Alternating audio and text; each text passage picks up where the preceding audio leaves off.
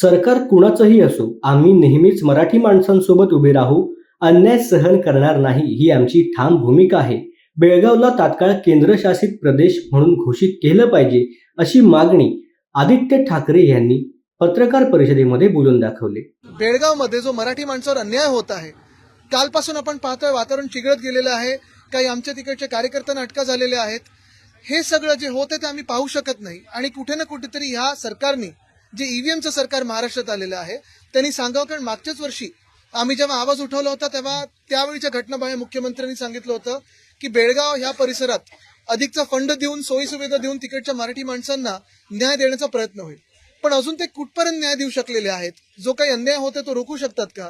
केंद्रात जे भाजपचं सरकार आहे ते केंद्रशासित बेळगावला करणार का? हा आज महत्वाचा प्रश्न आहे. त्याचं देखील उत्तर मिळणं गरजेचं आहे.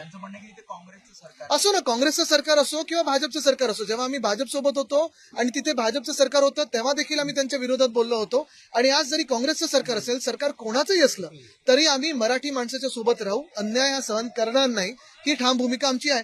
आणि म्हणून त्यावेळी जी मागणी होती ती आज देखील आहे की बेळगावला लगेच केंद्रशासित केलं पाहिजे आणि त्यानंतरच पुढचा निकाल काही लागला पाहिजे.